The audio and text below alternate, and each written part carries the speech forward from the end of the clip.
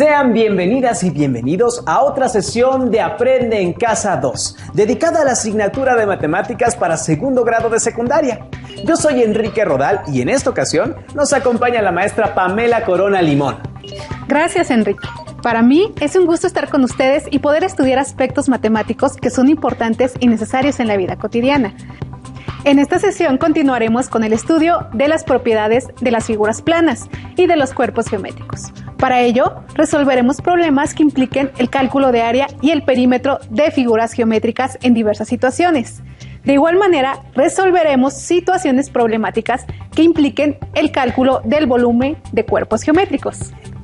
Es importante que en esta sesión tengan a la mano los siguientes materiales: su cuaderno de matemáticas, un lápiz o un bolígrafo, su libro de texto de Matemáticas 2. Si tienen discapacidad visual, preparen hojas, Ledger, punzón y regleta. Sabemos que tomar nota es de ayuda para el estudio constante, por lo que les invitamos a registrar sus avances, dudas y reflexiones, al igual que las conclusiones que obtengan a lo largo de la sesión.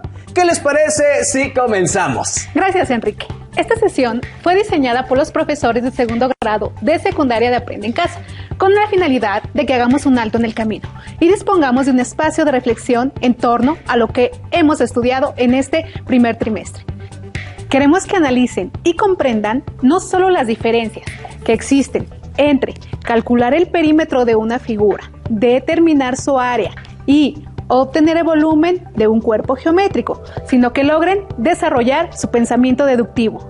Maestra Pamela, me da mucho gusto que hayan decidido analizar cada una de estas propiedades, porque a veces tanto el perímetro, el área y el volumen se estudian por separado y muchas veces llegamos a confundir los conceptos y esto nos crea dificultades al momento de calcularlos. Por ello es importante diferenciarlos.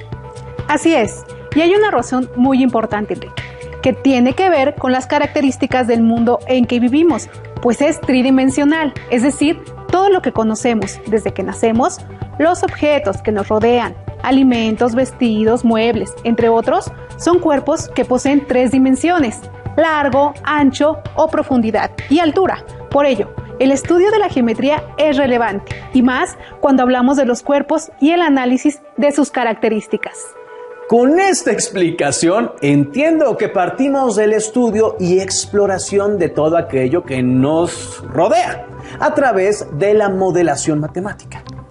Así es, Enrique. Retomando los conceptos vistos antes, los cuerpos geométricos son objetos que se encuentran delimitados por superficies planas o curvas, llamadas caras.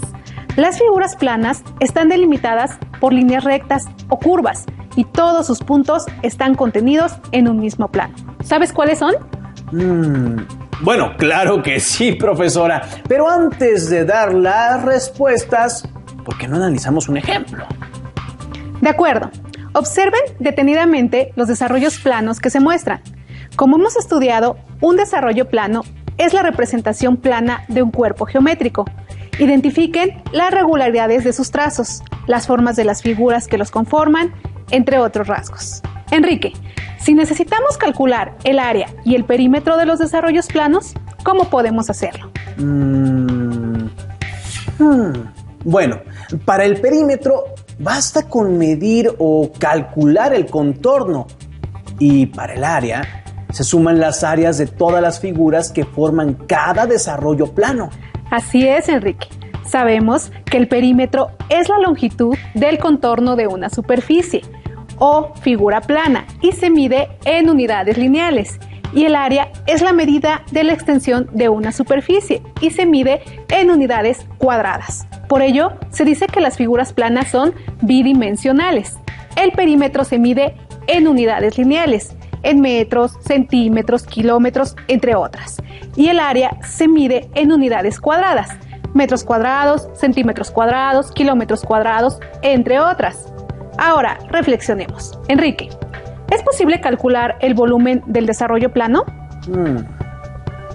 No es posible, porque el desarrollo plano es una figura bidimensional como lo hemos identificado. De acuerdo contigo, Para que podamos hablar de volumen, necesitamos referirnos al espacio tridimensional que ocupa un cuerpo geométrico. Pero, a partir de las medidas del desarrollo plano, podríamos obtener el volumen del cuerpo geométrico que forma. Observen detenidamente el bloque de plastilina que se formó con cubos de colores del mismo tamaño y su vista desde arriba. Si les solicitaran calcular la medida del perímetro de la base, el área de sus caras y el volumen del cuerpo que se genera, ¿es posible calcularlos? Bueno, sí, maestra. Basta con saber la medida que tienen las 3 dimensiones. Largo, alto y ancho. Así es, Enrique. Consideremos que para medir el volumen de un cuerpo geométrico se utilizan unidades cúbicas, metros cúbicos, centímetros cúbicos, decímetros cúbicos y otras unidades cúbicas conocidas. Es importante que al observar las figuras y cuerpos geométricos diferenciemos sus formas y propiedades para poder obtener la información que requerimos. Con estas precisiones vayamos a resolver algunas situaciones. En las fiestas anuales de un pueblo pondrán una carpa en la plaza principal para llevar a cabo los festejos y que los visitantes estén protegidos de las posibles inclemencias del clima. La carpa está protegiendo una superficie con forma de un polígono regular. El área total que se quiere cubrir es de 400 metros cuadrados. Es una muy buena idea, maestra Pamela. Se dice que en primavera una carpa debe tener la cualidad de protegernos del sol. En verano, la capacidad de aislarnos de la lluvia. En otoño, tiene que resistir el viento y protegernos de él. Y bueno, en invierno, ofrecernos un buen refugio contra el frío. Así que una carpa puede ser, de acuerdo con su construcción y materiales adecuados para las 4 estaciones. Así es, Enrique. Para seleccionar la carpa adecuada, se debe de considerar la forma de su base, que puede ser cuadrangular, pentagonal, hexagonal, entre otras, la altura máxima interior y el ángulo de inclinación de los soportes o varillas para que cumplan con su función. Los organizadores de la fiesta del pueblo están considerando elegir una carpa de forma cuadrangular. ¿Cuánto debe medir cada lado de la carpa? El área total que se quiere cubrir en la plaza principal es de 400 metros cuadrados. Sabemos que el área de un cuadrado se calcula multiplicando lado por lado, que es igual a elevar al cuadrado la medida del lado, es decir, lado al cuadrado. Lo que conocemos es el área que cubrirá la carpa. Con este dato, daremos para determinar la medida de los lados de la carpa. Sabemos que el área es igual a 400 metros cuadrados. Como el área se obtiene multiplicando la medida del lado por sí misma, debemos determinar un número que, multiplicado por sí mismo, dé como producto 400 metros cuadrados. Es decir, calcular la raíz cuadrada de 400. Como 20 por 20 es igual a 400, entonces la raíz cuadrada de 400 es igual a 20. Entonces, 20 al cuadrado es igual a 20 por 20. Por lo tanto, el lado del cuadrado es igual a 20 metros. La carpa debe medir 20 metros de cada lado. Ese es un ejemplo en el que aplicamos conocimientos matemáticos, maestra. Obtuvimos la medida del lado de la carpa a partir de su área. Determinemos ahora cuántos metros mide el contorno o perímetro de la carpa, ya que se le requiere poner un refuerzo de lona más grueso en el contorno para poder evitar que se rompa. Ya sabemos que cada lado mide 20 metros. Para determinar el perímetro de un polígono, debemos sumar la medida de sus lados. En este caso, por tener forma de un cuadrado, sumaremos lado más lado más lado más lado, que es igual a multiplicar 4 por la medida de su lado. Perímetro es 4 por 20 metros, igual a 80 metros. Con esto, sabemos que se necesitan 80 metros de lona para reforzar el contorno de la carpa. En la situación anterior, hemos trabajado con el área y perímetro de un polígono regular, que es aquel cuyos lados son de igual longitud. y cuyos ángulos interiores son iguales. Por ello, al cuadrado se le considera como polígono regular, igual que al triángulo equilátero. Entonces, en la situación de la carpa, hemos utilizado las propiedades de las figuras planas. En este caso, de un cuadrado para representar situaciones que se pueden dar cotidianamente. Así es. Estén atentas y atentos a la siguiente situación. Seguramente han usado o visto mesitas para niños. Se desea fabricar 100 piezas. La siguiente imagen muestra una mesita, cuya forma es la de un octágono regular, llamado así porque tiene 8 lados de la misma longitud y ángulos interiores iguales. En la fábrica, donde elaboran las mesitas, deben calcular la cantidad de material que necesitan para construir 100 piezas, con las medidas que muestra la imagen: 20 centímetros por lado y 24.14 centímetros de apotema. Bien, tenemos los datos de la medida de cada lado del octágono y la medida de la apotema. ¿Qué más necesitamos para determinar el área de la mesita? Para poder determinar la superficie de la mesita, debemos utilizar la fórmula para calcular el área de un polígono regular. La mesita tiene forma de octágono regular. Para el cálculo del área de un octágono necesitamos conocer el perímetro y la medida de la apotema. ¿Qué es la apotema de un polígono regular? En geometría se define como la distancia que hay del centro de un polígono regular al punto medio de cualquiera de sus lados.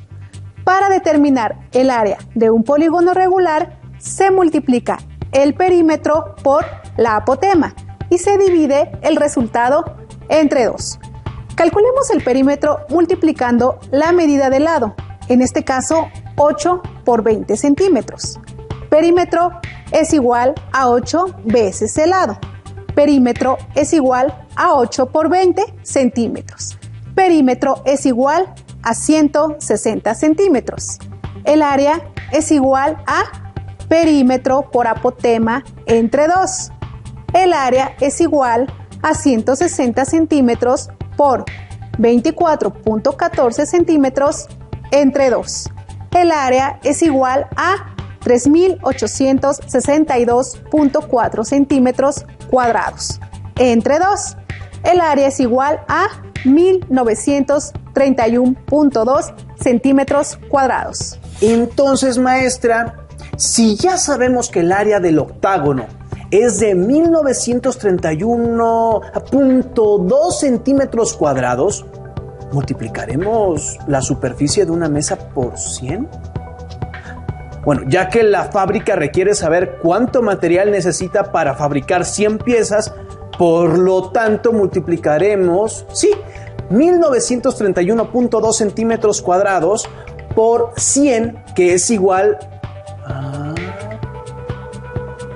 193.120 centímetros cuadrados. Así es, Enrique. Para las 100 mesas que se necesitan fabricar, se requieren 193.120 centímetros cuadrados de madera, que es igual a 19.312 metros cuadrados. Hasta este momento hemos calculado el perímetro y el área de polígonos regulares, aplicando las fórmulas para calcular su perímetro y área. Así, estudiando estas propiedades, favorecemos la comprensión de esta amplia y maravillosa área de las matemáticas, la geometría. El tema de la sesión ha sido enriquecedor, maestra. Hemos estudiado las figuras planas, pero al inicio nos comentó que estudiaríamos también los cuerpos geométricos y el volumen, ¿no es así? Tienes razón. Precisemos que las figuras planas están delimitadas por líneas rectas o curvas y todos sus puntos están en un mismo plano. Por ello, las figuras planas son bidimensionales porque no tienen profundidad, mientras que los objetos que ocupan un lugar en el espacio se denominan cuerpos geométricos y son tridimensionales. Veamos algunas situaciones matemáticas que impliquen el estudio de los cuerpos geométricos. Antes de realizar cálculos, quiero compartirles un ejemplo de la geometría en nuestro entorno. Mario Panidarki fue un arquitecto urbanista mexicano. Formó parte del equipo que desarrolló el Plan Maestro para la construcción de Ciudad Universitaria. Fue uno de los 3 arquitectos que diseñó la Torre de Rectoría de la UNAM. Observen la forma de la Torre de Rectoría. ¿Qué forma tiene sus caras laterales y su base? Si pudieran rotarlo para ver la parte de atrás, ¿qué forma tienen esas caras de la torre? ¿A qué cuerpo geométrico se asemeja la forma de la Torre de Rectoría? Observando la imagen, este edificio tiene una forma parecida a un prisma de base rectangular. Así es. Además, por tener forma de prisma, la torre tiene medidas de largo, ancho y alto. Por ello, es posible calcular su volumen. Después de ver la imagen, me doy cuenta que pocas veces nos detenemos a analizar las edificaciones que nos rodean. Y es un buen hábito para entender que la geometría está presente en nuestro entorno. Gracias por el ejemplo, maestra. Ahora, resolvamos algunas situaciones. En la imagen podemos ver una caja que contiene barras de chocolate. Es un cuerpo geométrico con forma de prisma hexagonal y necesitamos conocer su volumen. Las medidas de la caja con forma de prisma hexagonal son las siguientes. Altura 8 centímetros, lado de la base 3 centímetros y apotema 2.6 centímetros aproximadamente. Como hemos visto antes, el volumen de cualquier prisma recto se calcula con la siguiente fórmula. Volumen es igual a área de la base por altura. Si consideramos A, B para el área de la base y H para la altura, la fórmula es volumen igual a AB por H. Entonces, para calcular el volumen necesitamos saber el área de la base de la forma hexagonal, cuyo lado es de 3 centímetros, sí, y su apotema de 2.6 centímetros. Exactamente. El área de un hexágono se determina de forma similar al área del octágono. En el problema de las mesitas, es decir, multiplicando el perímetro por la apotema y dividiendo el resultado entre 2. Comencemos entonces con el perímetro de la base hexagonal. Perímetro es igual a 6 veces el lado. Perímetro es igual a 6 veces 3 centímetros. Perímetro es igual a 18 centímetros. Ahora determinemos el área de la base. La apotema es igual a 2.6 centímetros. El área es igual a perímetro por apotema entre 2. El área es igual a 18 centímetros por 2.6 centímetros entre 2. El área es igual a 46.8 centímetros cuadrados entre 2. El área es igual a 23.4 centímetros cuadrados. El área de la base del prisma hexagonal es igual a 23.4 centímetros cuadrados. Conociendo el área de la base, ya se puede determinar el volumen del prisma hexagonal. Adelante, maestra. El volumen de un prisma es igual a área de la base por altura. El área de la base del prisma es igual a 23.4 centímetros cuadrados. Volumen es igual a 23.4 centímetros cuadrados por 8 centímetros. 23.4 por 8 es igual a 187.2 centímetros cúbicos. El volumen del prisma hexagonal es igual a 187.2 centímetros cúbicos. Maestra, para el cálculo del volumen implicamos el perímetro y el área. Definitivamente, así es. Y pudimos notar la diferencia entre los tres, es decir, entre perímetro, área y volumen, y el tipo de unidades que se utilizan para medir en cada caso. Para el perímetro se utilizan unidades lineales, para el área, unidades cuadradas y para el volumen, unidades cúbicas. Sin duda, las actividades de la sesión nos han sido muy útiles para reconocer y aclarar las dudas sobre esas tres magnitudes. Maestra, si conociéramos las medidas de un prisma y el dato que nos hiciera falta fuera, por ejemplo, la apotema, ¿qué podemos hacer para determinarla? Muy bien, en este caso utilizamos las propiedades del volumen y la relación entre los elementos involucrados en la fórmula. Veamos una situación con cajas, en la que los datos faltantes nos permiten analizar las propiedades de un cuerpo geométrico. Tenemos la caja de un juguete con forma de prisma pentagonal y se trazó un cuerpo geométrico para representarla. En este caso, sabemos que el área de la base es igual a 110 centímetros cuadrados, que los lados de la base miden 8 centímetros y que la altura del prisma es igual a 13 centímetros. ¿Cuánto mide la apotema de la base del prisma? ¿Y cuál es el volumen de la caja? Para responder las preguntas anteriores, necesitamos retomar dos conceptos, Enrique. ¿Cuál es la fórmula para calcular el área de un polígono irregular de 5 o más lados? ¿Y qué datos se necesitan para calcular el volumen de un prisma? Para calcular el área de un polígono regular de 5 o más lados, se multiplica el perímetro por la apotema y el resultado se divide entre 2. Y para el volumen, para el volumen de un prisma multiplicamos el área de la base por la altura. Así es. Entonces, para determinar la apotema de la base del prisma pentagonal, sustituimos en la fórmula los valores que conocemos y despejamos el valor que queremos determinar. Hagámoslo. El área de la base pentagonal es igual a perímetro por apotema entre 2. Conocemos el área de la base, que es igual a 110 centímetros cuadrados, y el perímetro es igual a 5 por 8 centímetros, es decir, a 40 centímetros. Con estos datos determinaremos la longitud de la apotema. Despejamos en la expresión algebraica la apotema. Primero multiplicamos por 2 ambos miembros de la igualdad.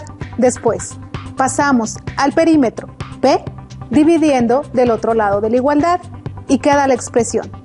Apotema es igual a 2 veces el área de la base entre perímetro. Sustituimos valores. Apotema es igual a 2 por 110 centímetros cuadrados entre 40 centímetros. Apotema es igual a 220 centímetros cuadrados entre 40 centímetros. Apotema es igual a 5.5 centímetros. Ya obtuvimos el valor de la apotema de la base del prisma pentagonal, que es de 5.5 centímetros. Muy bien, maestra. Ahora respondamos la segunda pregunta sobre el volumen de la caja con forma de prisma pentagonal. Por supuesto, Enrique. Hagámoslo. Sabemos que el área de la base es igual a 110 centímetros cuadrados. La altura del prisma es 13 centímetros, por lo que el volumen es igual a 110 centímetros cuadrados por 13 centímetros, que es igual a 1430 centímetros cúbicos. Así, determinamos que el volumen del prisma pentagonal que corresponde a la caja es igual a 1430 centímetros cúbicos. ¿Cómo les fue? ¿Utilizaron el mismo procedimiento? ¿Llegaron a los mismos resultados? Bueno, esperamos que así haya sido. Maestra, hemos llegado al final de la sesión. Así es, Enrique. Resolvimos algunas situaciones en las que se calculó el perímetro y el área de figuras planas. También calculamos el volumen de algunos prismas. Hemos puesto en práctica herramientas y estrategias. Ahora deben apoyarse con estudio en casa consultando su libro de texto gratuito de matemáticas de segundo grado. Este es un material de apoyo y puede serles de gran utilidad el uso del libro y consultar a sus docentes, por lo pronto a distancia.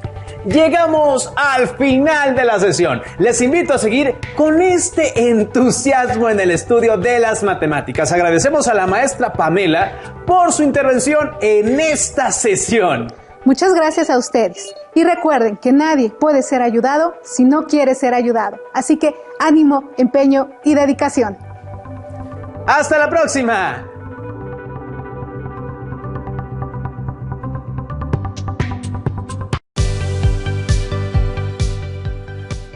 Qué gusto estar aquí nuevamente. Yo soy Enrique Rodal y les doy la bienvenida a las y los alumnos de lengua materna de segundo grado de secundaria. Antes de iniciar, les recuerdo que debemos seguir cuidándonos, lavando frecuentemente nuestras manos con agua y abundante jabón, usando el cubrebocas adecuadamente de forma que proteja nariz y boca. Y aunque juntos, guardar y pedir la sana distancia. La salud es lo primero. De verdad, les recomiendo hacer algo de actividad física. Recuerden que mente sana en cuerpo sano. Soy la profesora Atalia Vega y efectivamente es un gusto encontrarnos por aquí en una sesión más de Lengua Materna 2, a la que hemos titulado El imperativo en documentos administrativos. Con esto nos referimos a reflexionar sobre el uso de oraciones con significado imperativo en documentos administrativos. Por lo tanto, haremos un breve recordatorio sobre el uso de los documentos administrativos y ejemplificaremos cómo se estructuran las oraciones con significado imperativo que los componen. Me parece muy importante que nos detengamos en eso.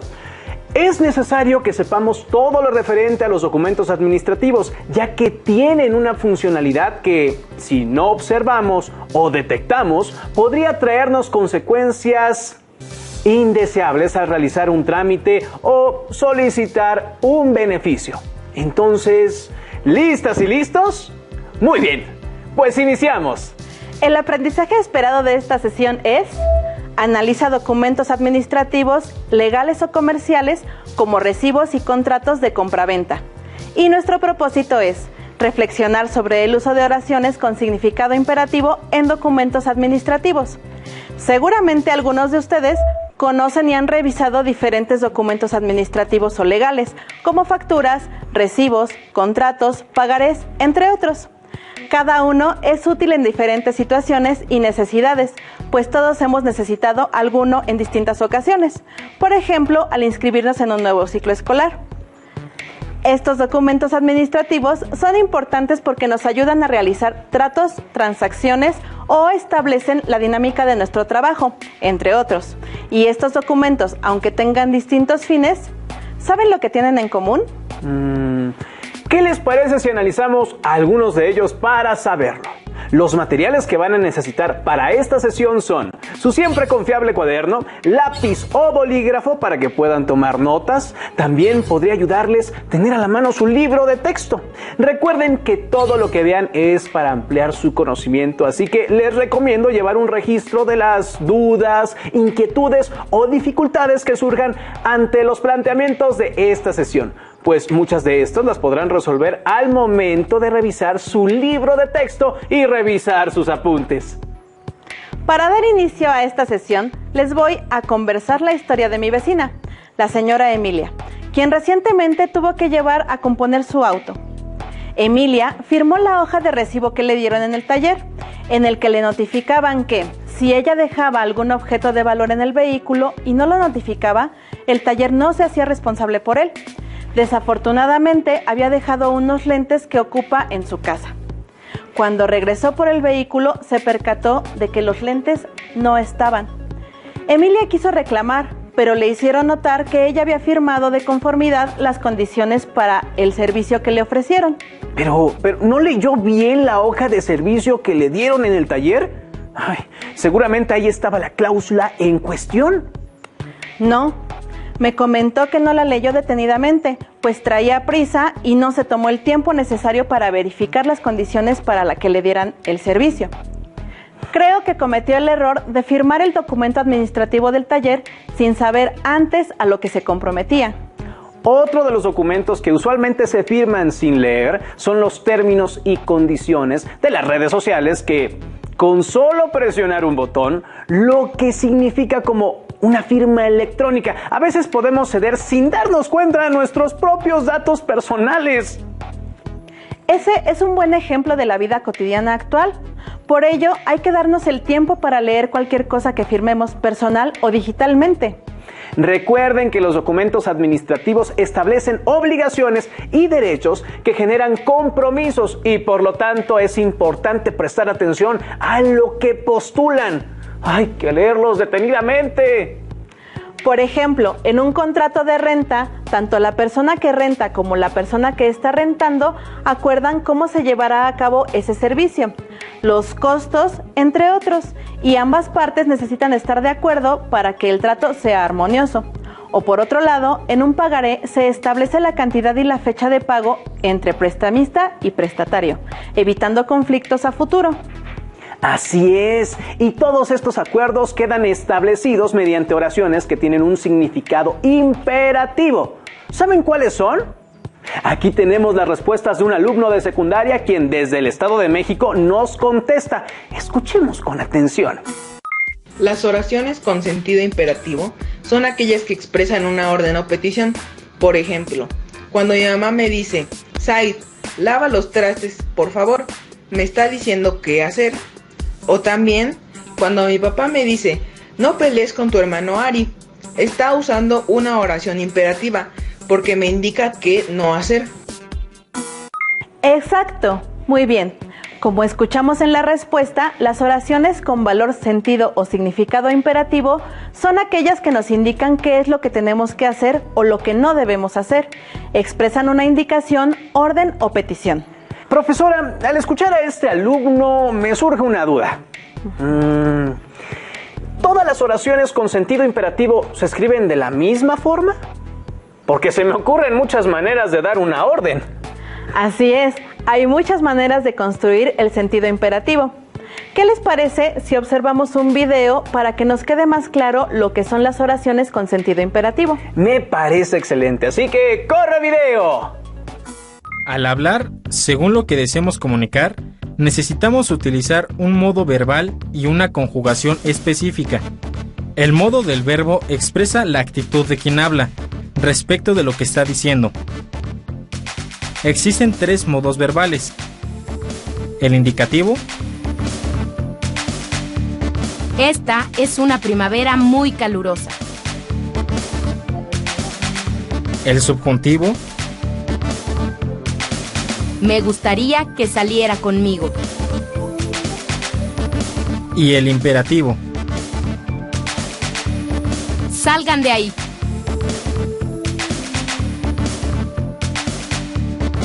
El modo indicativo sirve para enunciar hechos que el hablante considera reales, ya sea respecto al pasado, al presente o al futuro.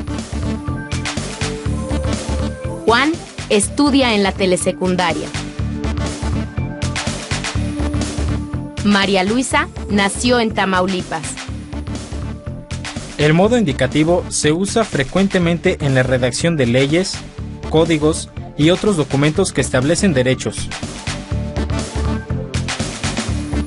Es derecho de todo mexicano comunicarse en la lengua de la que sea hablante, sin restricciones en el ámbito público o privado, en forma oral o escrita.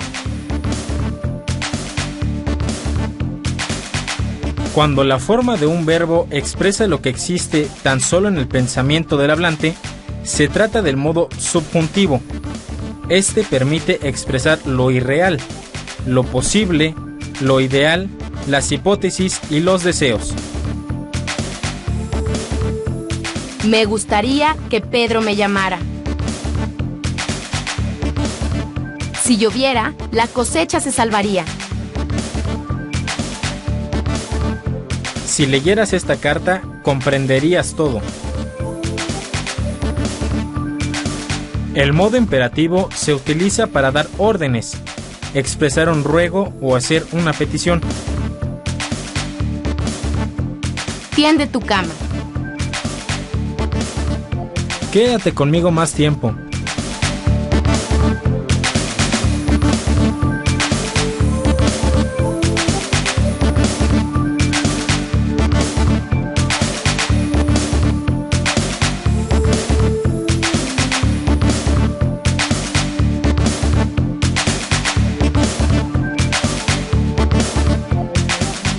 Por otra parte, el infinitivo de los verbos tiene como función nombrarlos.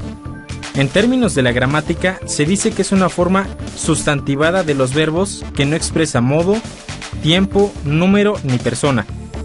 Los infinitivos siempre terminan en ar, er o ir. Si conocieras mejor tu lengua, te expresarías con mayor propiedad y eficacia. Recuerda, aprender a usar la lengua tiene sus ventajas. Las oraciones imperativas a menudo llevan signos de exclamación, lo que les aumenta el valor expresivo, pero no hay ninguna necesidad formal de que esto suceda para calificar a una oración como imperativa. Las órdenes pueden expresar utilizando diferentes estructuras. ¿Saben cómo cuáles? Bueno, el video anterior nos dio una pauta. Estas oraciones pueden expresarse con diversas estructuras. En la estructura con el verbo en modo imperativo tenemos el ejemplo de realiza tu tarea, que es una orden directa. El infinitivo, no pisar el césped. En futuro, no robarás. Con subjuntivo, me ordenó que no fuera. Mediante una estructura impersonal con se prohíbe copiar. E incluso tenemos enunciados que no tienen un verbo como, por ejemplo, silencio. ¡Cuidado! Muy bien, ya nos quedó más claro qué son las oraciones con significado imperativo y cómo se estructuran, y estoy segura de que a nuestras alumnas y alumnos también.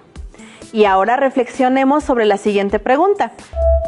¿Cómo y para qué se usan las oraciones con significado imperativo en los documentos administrativos o legales? Bueno, si las oraciones con valor imperativo sirven para indicar algo, entonces, me imagino que se usan para lo mismo en estos documentos, dependiendo de lo que se trate, claro.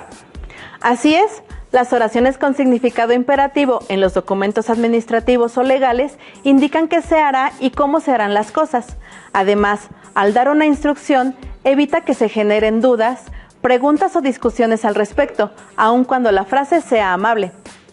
Si no estuvieran estas oraciones en los documentos, no quedaría especificada la forma en que se procedería. ¡Claro! Por ejemplo, en el contrato de renta de la casa donde vivo, hay una parte que dice: a partir de las 10 de la noche no hace ruido, por respeto a los demás inquilinos. Ahí me está indicado mediante una oración con sentido imperativo formada con infinitivo, lo que no puedo hacer. Exactamente. Y si analizamos esa oración, es tan puntual que no quedan dudas de lo que puedes o no hacer. Veamos como ejemplo un extracto del reglamento al que deben sujetarse los prestadores de servicio de certificación, que es un documento administrativo y además legal. ¿Qué te parece? Esos ejemplos nos servirán mucho. Vamos a verlo. Aquí podemos ver 4 requisitos. El primero: ser licenciado en Derecho con título y cédula profesional expedidos por la Secretaría de Educación Pública o su equivalente. Número 2. Demostrar al menos 2 años de experiencia en correduría pública, derecho notarial o derecho mercantil. 3. Acreditar al menos 1 año de experiencia en derecho informático. Y 4. Declarar bajo protesta de decir verdad que no ha sido condenado por delito contra el patrimonio de las personas. Estos requisitos están escritos a través de oraciones imperativas, que dicen cómo deben ser las cosas en este caso, el perfil de los postulantes. Y si te das cuenta, estas oraciones empiezan con un verbo en infinitivo. ¿Verbo en infinitivo? Recuerdo que los verbos son aquellas palabras que indican alguna acción, pero ¿qué tienen en particular los verbos en infinitivo? Escuchemos a Marisol, quien nos da la respuesta en un audio. Los verbos en infinitivo están en forma básica, es decir, que no están conjugados. Son aquellos que terminan en ar, er o en ir. Por ejemplo, jugar, amar, estudiar, aprender, comer, dormir y convivir. Y las oraciones con significado imperativo hacen uso de estos verbos para expresar indicaciones, como vimos en el ejemplo del reglamento. Como observan en el enunciado que las precede, se usa el verbo deberá. Y cuando usamos el verbo deber para expresar una obligación, se emplea el infinitivo, puesto que se trata de una perífrasis. Maestra, ¿podría darnos una definición de perífrasis? Una perífrasis verbal es una expresión que consta al menos de dos verbos, un verbo auxiliar que otorga un matiz de significado a la perífrasis, además de ir conjugado, y un verbo auxiliado, que es el que precisa el significado de la perífrasis, pero que se presenta no conjugado, en infinitivo, gerundio o participio. En el caso que vimos, debe ser más infinitivo. Se genera una perífrasis con un sentido de obligación. Déjate muestro un ejemplo. Aquí dice, el pago por la renta se debe realizar todos los días primero de cada mes. Profesora, ¿y estas son las únicas maneras de expresar oraciones con significado imperativo? Son maneras muy frecuentes, aunque también podemos encontrar documentos administrativos o legales que conjuguen el verbo en tiempo futuro. Por ejemplo, en este caso, la redacción de las cláusulas está en futuro. El pago por la renta se realizará todos los días primero de cada mes. Al finalizar el contrato, se regresará el producto en buenas condiciones. Este documento también nos está indicando las acciones en el contrato que se pueden y no hacer. Si te das cuenta, siguen siendo las mismas cláusulas en el contrato, y aunque la redacción sea diferente en futuro, continuamos utilizando oraciones con significado imperativo, que nos indican qué hacer. Y además, como mencionamos, podemos realizar oraciones con significado imperativo, empleando el verbo en tiempo subjuntivo. Claro, a veces los verbos en subjuntivo se usan para formular una oración imperativa. Aquí les van algunos ejemplos. Imaginen que queremos especificar una lista de acciones que deben evitarse para hacer válida una póliza de garantía. Así, podría mencionarse algo como: la garantía de este producto será válida si no hay daños voluntarios. Para ello se recomienda lo siguiente. A. No deje este producto al alcance de los niños. B. No lo exponga a la intemperie. Muy bien, hemos visto hasta ahora qué son las oraciones con significado imperativo y cómo pueden redactarse, con verbos en infinitivo, en futuro, con perífrasis y en verbo subjuntivo. Aunque, bueno, aún no me queda claro qué tiene que ver todo esto con los documentos administrativos. ¿Cómo que no? Vamos a abordarlo con un ejemplo más concreto.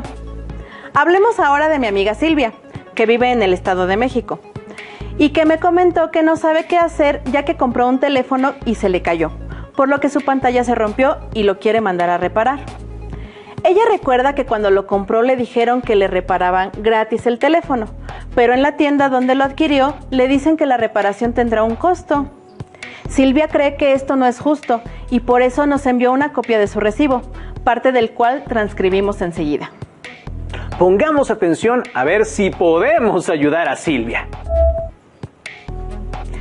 Como podemos ver, además de la fecha de compra y del artículo en cuestión, hay dos indicaciones en el recibo. Una dice que puede obtener un reembolso dentro de los primeros 7 días y otra que el celular será reparado sin costo alguno siempre y cuando sea por fallas del sistema. Cierto, profesora, pero en este caso el celular no tiene fallas de sistema. Se rompió porque a Silvia se le cayó. Así es, la oración con valor imperativo indica las condiciones para ser reparado sin costo. Y lamentablemente, por lo que indica el recibo, Silvia tendrá que pagar por la reparación. Ella aceptó esas condiciones y hay un documento que hace constar el compromiso que cada una de las partes ha adquirido.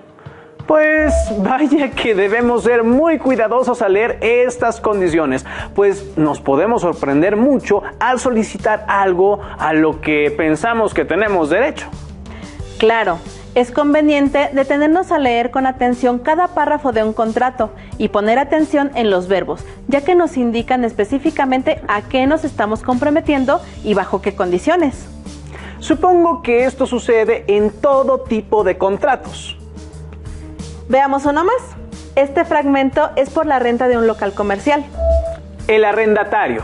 Declara que recibe a su entera satisfacción y en un buen estado de uso la localidad arrendada en todas y cada una de sus instalaciones y servicios tales como instalación eléctrica, lámparas, contactos, vidrios, pisos, pintura blanca, drenaje, canceles, llaves, etc.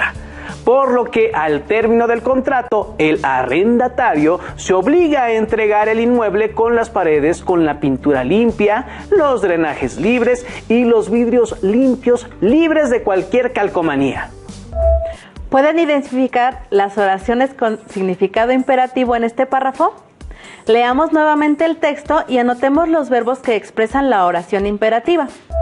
El arrendatario declara que recibe a su entera satisfacción y en un buen estado de uso la localidad arrendada en todas y cada una de sus instalaciones y servicios, tales como instalación eléctrica, lámparas, contactos, vidrios, pisos, pintura blanca, drenaje, canceles, llaves, etc. Por lo que al término del contrato, el arrendatario se obliga a entregar el inmueble con las paredes con la pintura limpia, los drenajes libres y los vidrios limpios y libres de cualquier calcomanía. ¿Pudieron identificar los verbos? En esta imagen podemos ver los verbos resaltados: declara, recibe y se obliga en presente. ¿Están de acuerdo con estas observaciones? Ahora, alumnas y alumnos, vamos a practicar. Mostraremos el extracto de un contrato de compraventa de un vehículo. ¿Qué oraciones con significado imperativo logran identificar en este documento administrativo? Tomen nota de los que logren identificar para que después los revisemos juntos. El comprador manifiesta su conformidad de condiciones físicas y mecánicas en las que se encuentra el vehículo al momento de la operación de compraventa. Por lo que a partir de la fecha de entrega del vehículo objeto de este contrato, los desperfectos que pudieran presentarse con posterioridad no darán lugar a reclamación alguna, conforme a lo cual el vendedor no responderá del saneamiento por vicios ocultos. ¿Ya realizaron sus anotaciones? Muy bien, vamos a verificar. Manifiesta su conformidad, se encuentra, entrega, son verbos que están escritos en presente. Pudieran presentarse en una perífrasis y darán lugar y responderá, están en futuro. ¡Excelente! Esas que mencionaron tienen un significado imperativo porque expresan un deber, obligación, orden. Y esta cláusula del contrato es muy importante porque indica que una vez firmado el contrato, el nuevo dueño del vehículo es responsable de todos los problemas mecánicos y estéticos que pudiera descubrir en el vehículo. Con base en la información anterior, podemos reconocer cómo se emplean las oraciones imperativas en documentos administrativos y legales y la importancia que éstas tienen. Entonces, la función de las oraciones imperativas en los documentos administrativos y legales es indicar las obligaciones de los involucrados y las acciones a desarrollarse. Con ello, hemos desarrollado el aprendizaje esperado. Analiza documentos administrativos, legales o comerciales como recibos y contratos de compraventa.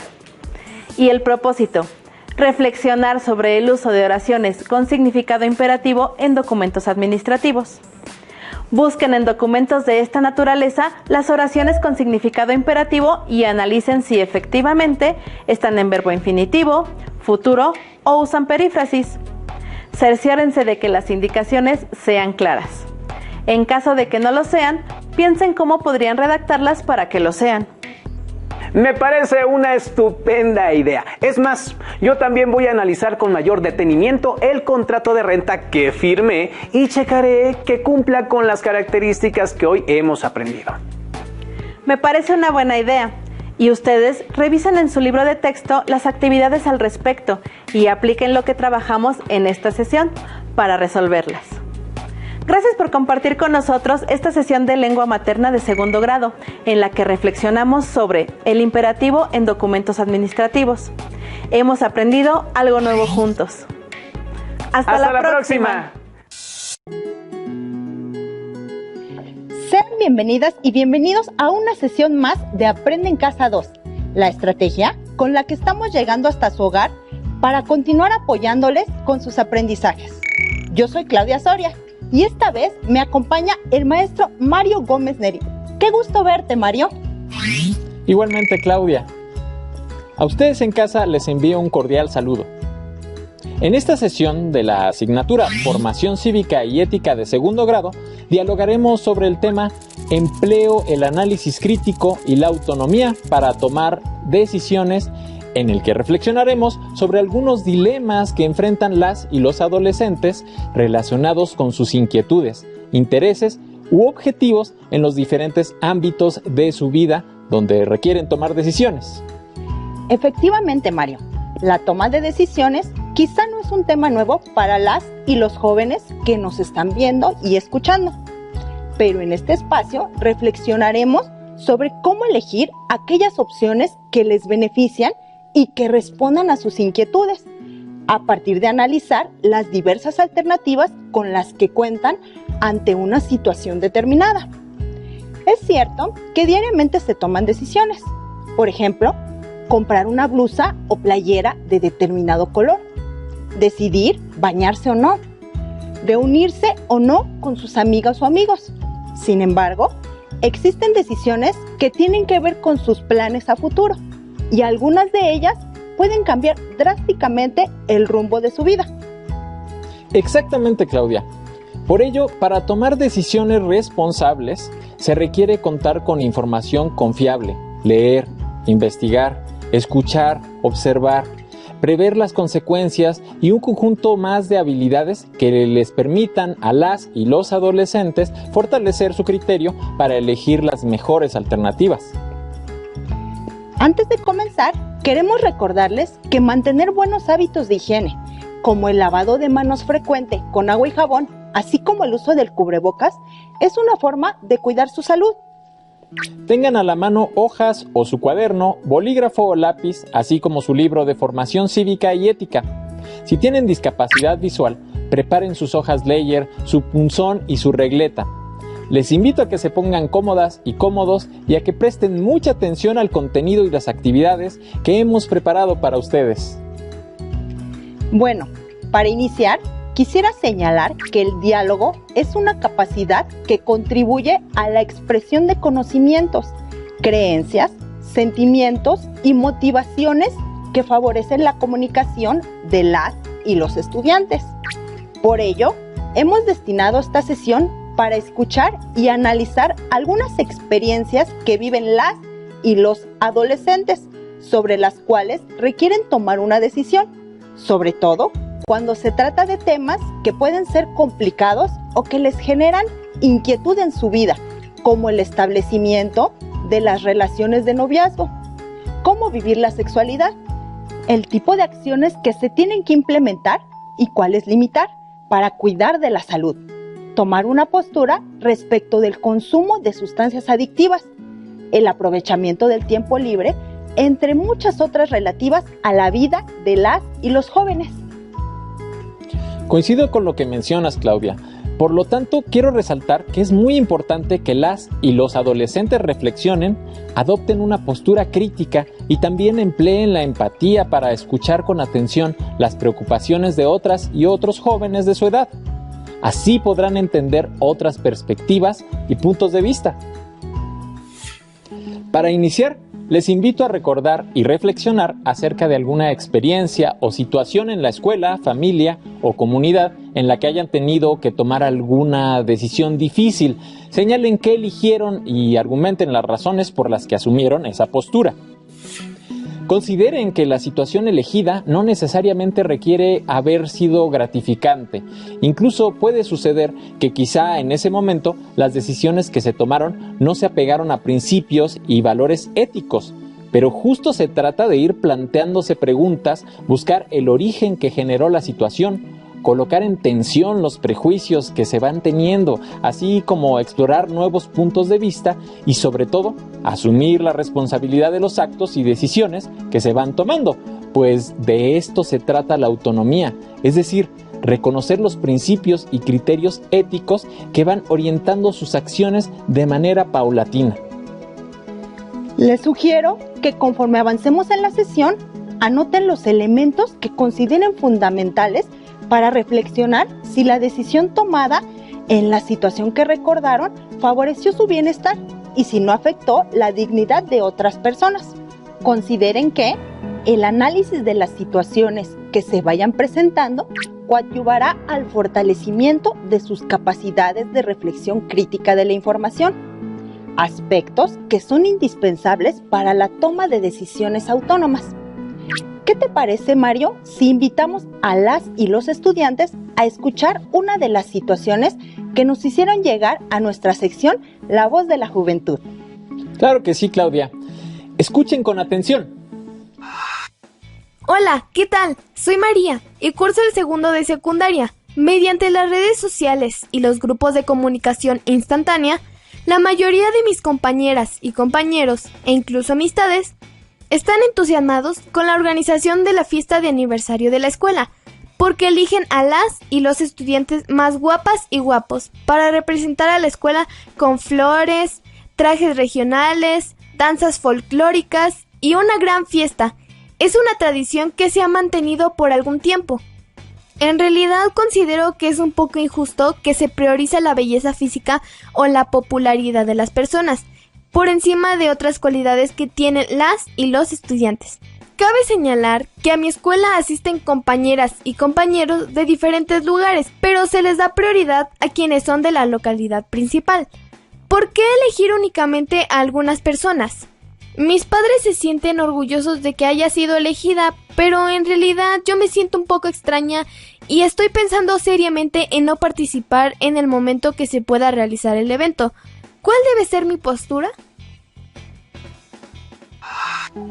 Quizá algunas y algunos de ustedes se han encontrado en un dilema parecido al que enfrenta María, pero si estuvieran en su lugar, ¿qué harían? ¿Participarían? ¿Cuál sería la postura que tomarían? ¿Tú qué sugieres, Mario?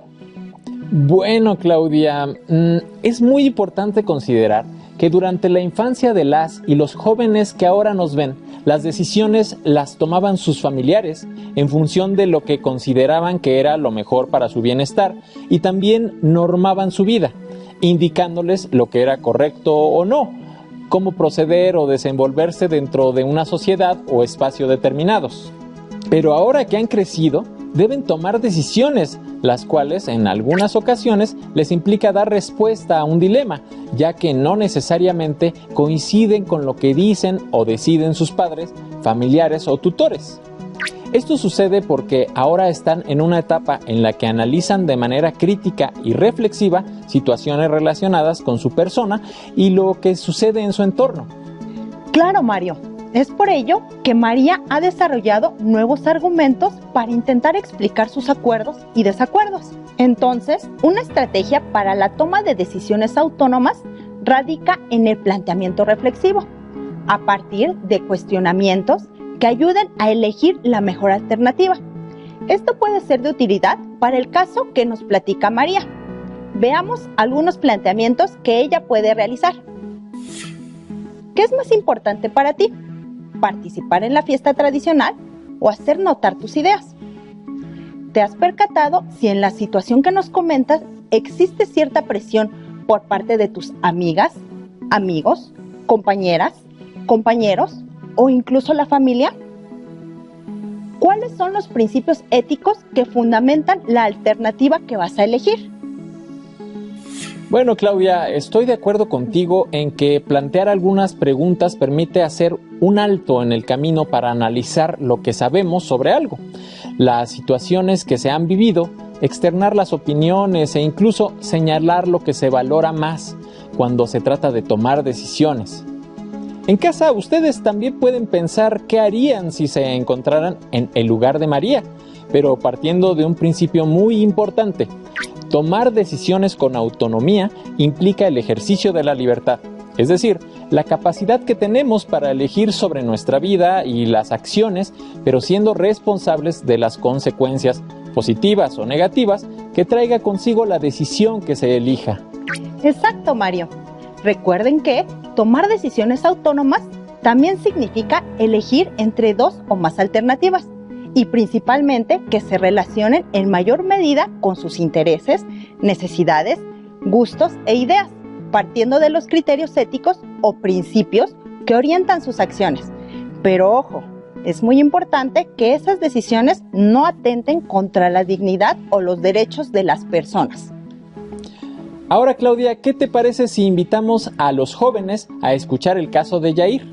Un joven que también se encuentra ante una situación que le genera dudas y no sabe hacia dónde orientar su decisión. Claro que sí, Mario. Adelante. Mi nombre es Yair. Al día de hoy cumplo 6 meses de relación con mi novia Natalia. Hemos platicado sobre la posibilidad de tener relaciones sexuales. Sin embargo, ella no se siente segura y tiene miedo a un embarazo.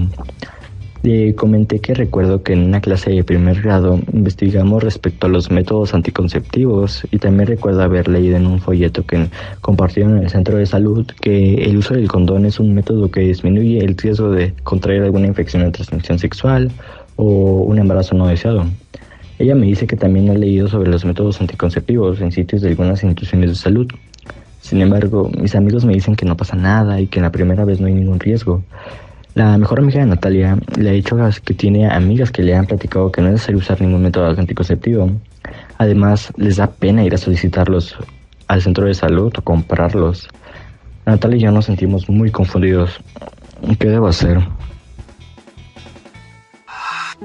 Es muy interesante la situación que nos comparte Yair.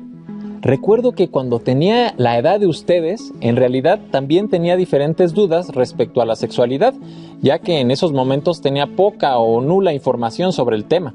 Sin embargo, ahora tenemos una ventaja. Sabemos que el ejercicio de la sexualidad es un derecho que debe ejercerse con libertad y responsabilidad. Pero para esto es muy importante que estén informadas e informados. Partiendo de esta idea, considero que en el caso de Yair, una herramienta imprescindible para la toma de decisiones radica en estar bien informado para poder actuar.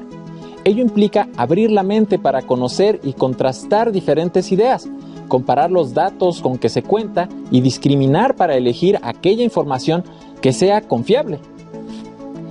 Por supuesto, Mario. De hecho, el ejercicio del derecho a la información contribuye a que las personas tomemos decisiones autónomas. Pero aquí la cuestión está en que no solo se trata de contar con información, sino que se tiene que analizar de manera crítica y verificar las fuentes de donde se obtienen los datos para determinar si son fidedignos o no. Contar con datos certeros, analizar de manera crítica las alternativas que se tienen, son sin duda un excelente insumo para tomar decisiones autónomas. Entonces, el primer paso que puede seguir Yair es quizá desarrollar un organizador gráfico o una tabla donde señale lo siguiente. La información o datos con los que cuenta debe incluir también la información obtenida de fuentes orales. Identificar de quiénes proviene la información: amistades, especialistas, docentes, familiares o instituciones. Aquí, el análisis principal se centra en verificar qué tan confiable es la fuente, valorar si es suficiente la información o, en su defecto, recurrir a una búsqueda sustantiva que arroje más elementos para la toma de decisiones asertivas. Excelente, Claudia. Entonces, en este sentido, Yair y su novia tienen el deber de informarse mejor antes de decidir si tendrán o no relaciones. De hecho, no partirían de algo completamente nuevo porque, como mencionó, ya han tenido información al respecto. Sin embargo, deben apoyarse en aquella que es verídica. Por ejemplo, la que está respaldada por los especialistas y las instituciones. Lo cierto es que cualquiera que sea su elección requiere asumirla con responsabilidad, lo que implica expresar las razones de la misma, es decir, argumentar los motivos que lo llevaron a tomar esa decisión. Pero no se vale, por ejemplo, mencionar: decidí tener relaciones con mi novia porque mis amigos comentan que no pasa nada, ya que no se estaría favoreciendo el pensamiento crítico. Será mejor mencionar: decidimos que tener relaciones sexuales implica que tenemos que informarnos acerca de los métodos anticonceptivos, sus características y usos, y consideramos que disminuimos los riesgos porque nos estamos protegiendo. O bien, consideramos que desde la parte biológica aún no estamos preparados ni nos sentimos maduros para tomar esa difícil decisión. Lo anterior es un ejemplo de cómo pueden tomar una decisión de manera autónoma, la cual implica argumentar y ser críticos. Entonces, ¿cuál sería la información a la que Yair debería otorgarle mayor soporte? ¿Por qué? Por lo tanto, ustedes pueden tomar decisiones asertivas y autónomas cuando detrás de ella hubo un proceso con el que se pudo conocer, analizar y valorar cierta información o datos que les ayudaron a elegir la mejor alternativa, es decir, aquella que favorece su bienestar. Ahora bien, les invitamos a observar el esquema siguiente, donde se muestran algunas preguntas para analizar la información que necesiten. ¿Con qué información cuentan? ¿Qué dice esa información? ¿De dónde proviene? ¿Quién la emite? ¿Qué fuentes de información les pueden brindar otros puntos de vista? El resto del proceso implica tomar la decisión con responsabilidad, esto es, comprometerse con ella y asumir sus consecuencias. Analizar situaciones con base en el respeto a la dignidad humana. Tomar la decisión según razones propias y ser capaz de argumentarlas. Considerar los medios adecuados para llevarla a cabo. Ejecutar o realizar la decisión tomada. Mire, Claudia, las y los jóvenes se encuentran muy participativos y ahora es el turno de Cintia, quien nos platica acerca de una difícil decisión: consumir o no bebidas alcohólicas. ¿Me acompañan a escuchar su caso? Claro que sí, Mario. Presten atención y analicen la situación. ¿Qué tal? Me llamo Cintia. Desde hace un tiempo adoptamos la costumbre de ir los viernes a casa de algunas y algunos de nosotros para divertirnos un poco. Todas y todos ya ingerían bebidas alcohólicas. En realidad, yo solamente he tomado en el brindis de la fiesta de mi hermana. Pero no fue mucho. Veo que todos se ponen muy felices con tantos tragos. Se ven relajados, como que no les da pena bailar, hablar a otras personas y hasta hacer desfiguros. Ayer mis amigas y yo nos reunimos, me ofrecieron un trago. Dijeron que nos sentiríamos muy bien las tres y también era para no aburrirse. Les dije que no me sentía a gusto ingiriendo bebidas alcohólicas y que sin tomar podía divertirme. Ellas lo tomaron a mal. La verdad son mis amigas y no quiero quedar mal con ellas. Pero comentaron que si a la próxima fiesta seguían negándome, que mejor me olvidara de compartir tiempo con ellas. ¿Debo beber para pertenecer en el grupo de compañeras y compañeros con quien convivo? ¿Qué hago, ya que son mis mejores amigas? ¿Qué les pareció el caso? Con todo lo que hemos analizado hasta ahora, ¿qué decisión tomarían si se encontraran en el lugar de Cintia? Recuerden reflexionar sobre las preguntas que se plantearon al inicio con el caso de María y considerar también lo relacionado con el análisis crítico de la información con la que se cuenta. Mira, Mario, recuperé algunas notas que me gustaría compartir con las y los estudiantes. Entre estas, que las decisiones que se tomen, por sencillas que parezcan, deben ser totalmente pensadas y preguntarse en todo momento lo que aportan a su bienestar. Por ejemplo, ¿qué beneficios tendría para Cintia consumir bebidas alcohólicas a tan temprana edad? O por el contrario, ¿qué repercusiones le traería? En cuanto a la alternativa que elegirá, puede preguntarse, ¿está en función de sus principios y valores éticos? ¿O bien se enfoca en satisfacer lo que desean o esperan de ella sus amigas? Cuando se trata de decidir, plantearse preguntas que les permitan reflexionar es fundamental. Sin duda, también pensar en las consecuencias de las decisiones que se tomen y cómo éstas pueden repercutir en su futuro. Son elementos que les permitirán elegir aquello que favorezca su bienestar. Por mi parte, algo que me parece sustantivo es que Cintia está preocupada por el rechazo, por parte de un grupo de pertenencia y sus amigas. Sin embargo, le recomendaría pensar por ella y en ella misma. Esto implica, en gran medida, que se conozca a sí misma, que tenga muy claros sus valores y resalte sus cualidades. Asimismo, tener presentes sus aspiraciones hacia el futuro le ayudará también a prever posibles consecuencias. Todo esto contribuirá también a que tome decisiones propias y no las que sugieren las y los demás. En otras palabras, sugeriría que para la toma de decisiones consideren pensar de manera autónoma, a partir del autoconocimiento, gustos, afinidades, valores, metas e incluso aspiraciones. Pensar de manera crítica, al mantenerse informadas e informados, buscar datos, contrastar información, con la finalidad de tener un criterio fundamentado al elegir una alternativa. Pensar de manera reflexiva sobre las posibles consecuencias que puede tener una decisión, tanto positiva como negativa. A propósito, Claudia, ¿qué te parece si explicamos con un poco más de detalle qué es la autonomía y qué implica? Excelente, Mario. Para ello, les invitamos a ver y escuchar el siguiente fragmento audiovisual.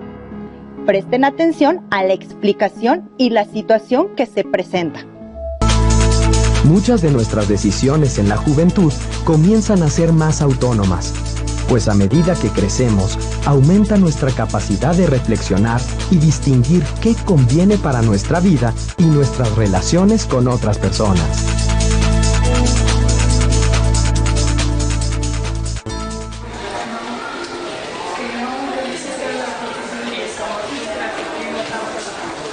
Ándale, Lisa, ya no te hagas la tonta. Julián te está esperando ahí atrás. Nos dijo que te lleváramos. Tienes que decirle que sí vas a ser su novia. Pero si no me gusta. ¿Y eso qué? Jorge tampoco me gusta y ando con él. El chiste es echar relajo. Además, aquí todos tenemos novio y tú hasta te ves rara. No soy rara. Pero no tengo por qué andar con él si no me gusta. Yo vi cómo trataba la cara a su novia y de plano no me gusta. Pues tú sabrás, pero qué flojera juntarse contigo si sigues en ese plan. ¿Qué harías si estuvieras en la situación de Lisa y te presionaran para hacer algo que no quieres?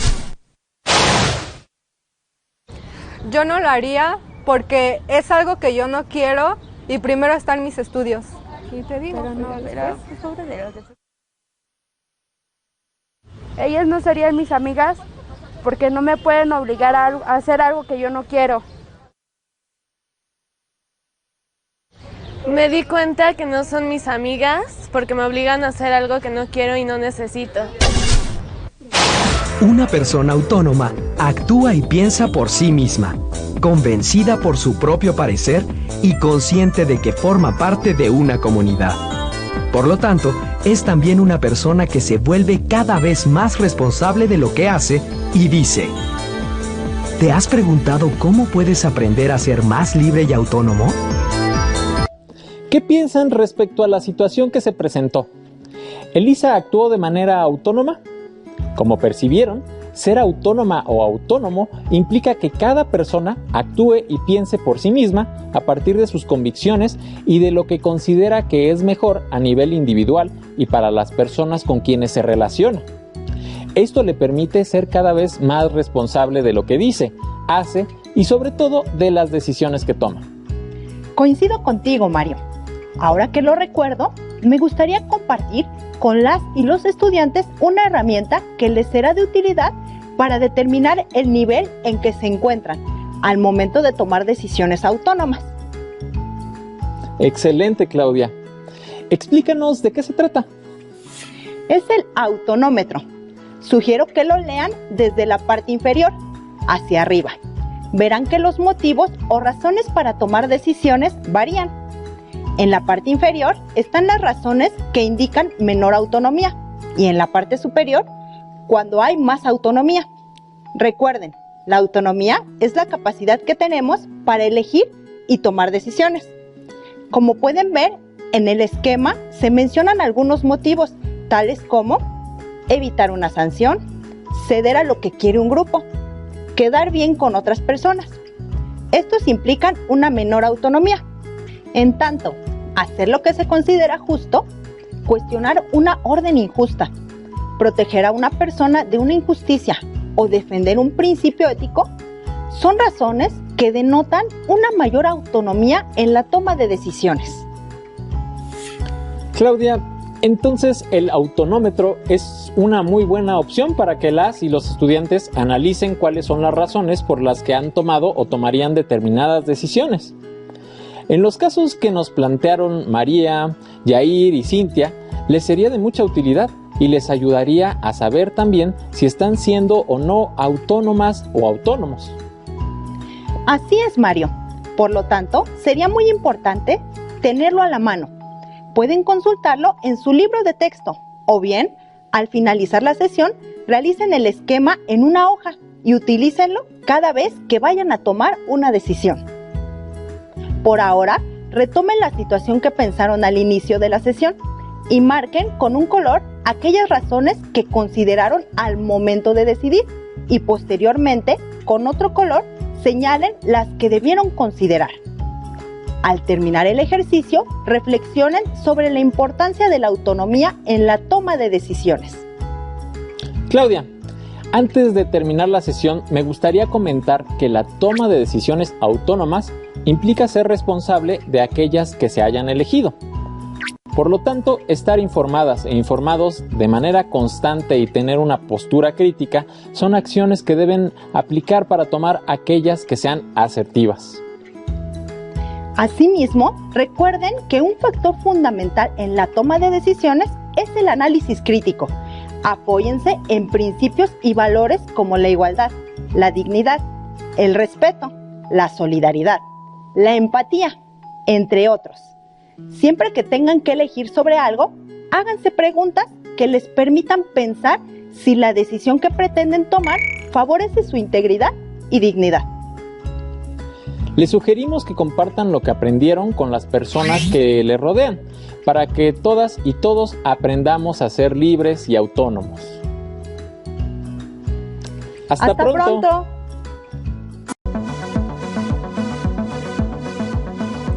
Sean bienvenidas y bienvenidos estudiantes de segundo grado de secundaria.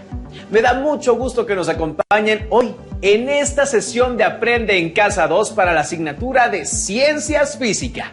Mi nombre es Enrique Rodal y en esta ocasión nos acompaña el maestro Cosme Fragoso, quien nos ayudará a comprender los conceptos que revisaremos en esta sesión. Bienvenido, maestro. Gracias, Enrique. Es un placer estar con ustedes en esta ocasión. Les envío un cordial saludo a todas y a todos quienes nos acompañan desde sus hogares. No olviden seguir las indicaciones sanitarias, como usar cubreboca, lavarse constantemente las manos y, si es posible, permanezcan en sus casas para que pronto lleguemos al semáforo verde. Recuerden que si te cuidas tú, nos cuidamos todos. Soy el maestro Cosme Fragoso y en esta ocasión hablaremos sobre cómo algunos conceptos de la física pueden explicar lo que pasa en nuestro cuerpo. El programa de hoy se titula ¿El cuerpo tiene calor o temperatura? Ustedes en casa no olviden tener a la mano su libreta, libro de texto y lápiz o bolígrafo para que puedan anotar las preguntas que se mencionen, así como las ideas principales que identifiquen y las posibles dudas que les surjan durante la sesión. Después podrán consultar otras fuentes confiables de información con las que profundicen más sobre lo que aquí se analice. Pues sí, estamos todas y todos listos. Comencemos. A continuación, retomaremos algunos conceptos como el de calor y el de temperatura, derivados del gran dilema que comúnmente oímos al caminar por la calle en un día soleado. Y es que la gente siempre dice que tiene mucho calor porque el sol está muy fuerte. Es importante recalcar la diferencia entre estas dos definiciones, que de manera cotidiana suelen confundirlas. Para comprenderlas mejor, realicemos el siguiente experimento. Necesitaremos 2 recipientes donde se pueda meter una mano sin problema. Un recipiente más grande donde podamos introducir ambas manos al mismo tiempo. una franela, trapo o toalla pequeña que lo utilizaremos para secarnos, un termómetro, agua a diferentes temperaturas, por ejemplo a 8 grados centígrados, 25 grados centígrados y la temperatura más elevada que puedan soportar en la mano mayor a 50 grados centígrados. Las temperaturas del agua deberán ser medidas con el termómetro. Comencemos.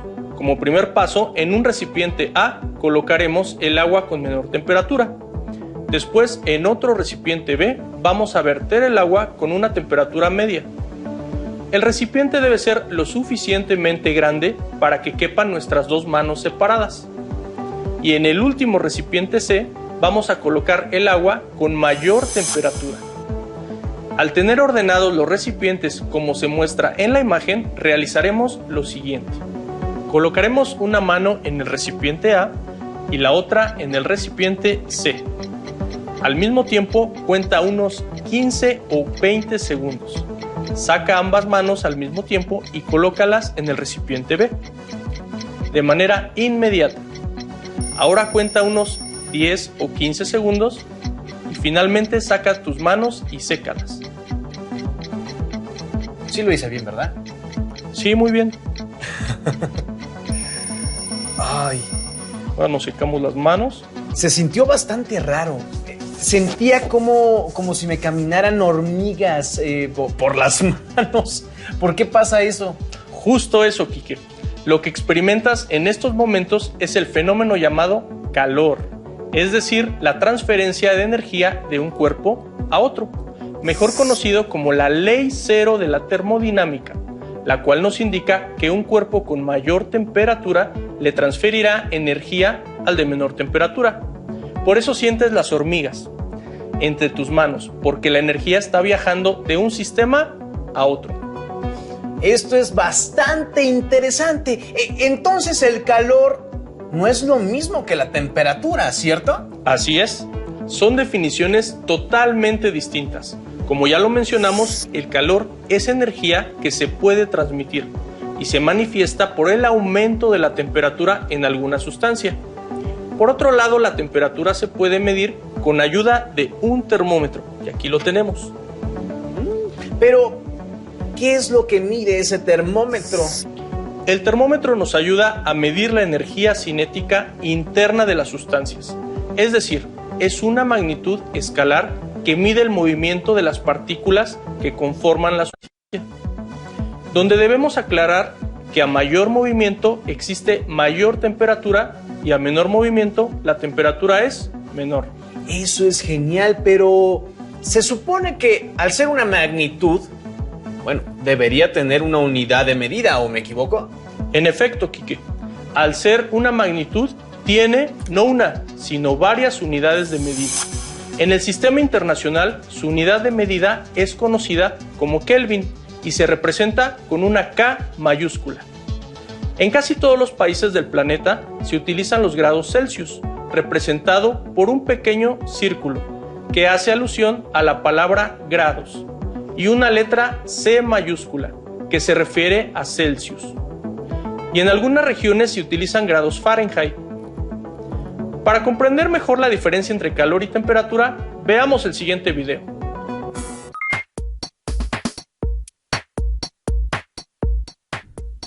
Nos informan que el día de hoy, en la región sur de nuestro país, estará muy caluroso, mientras que en el norte hará tanto frío que los pobladores tendrán que ponerse suéteres y chamarras porque la temperatura alcanzará apenas los 3 grados centígrados.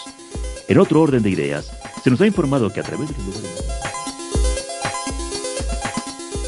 A veces escuchamos sobre la temperatura que habrá durante el día, o que en cierta región hará mucho calor, pero ¿es lo mismo calor que temperatura?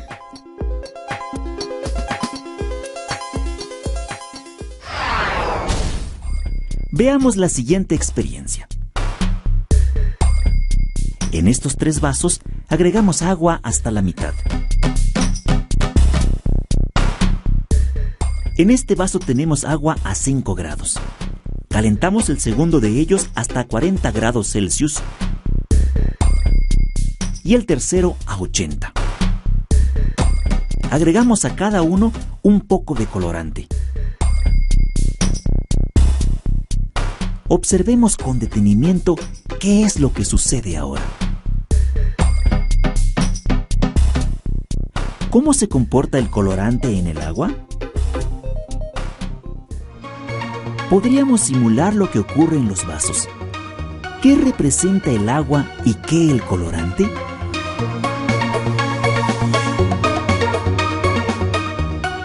¿Qué relación tiene la dispersión de las canicas azules con la intensidad del movimiento de las blancas?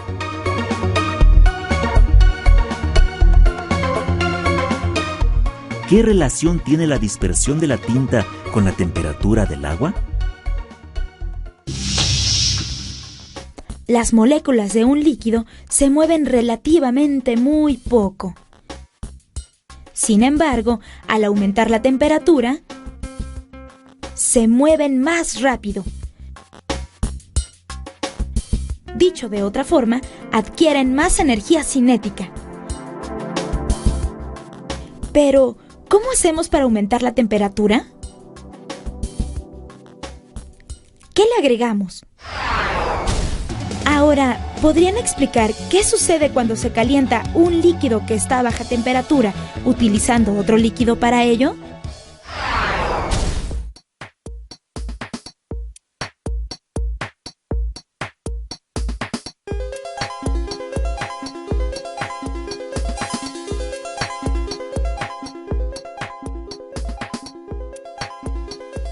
¿Por qué ocurre esto?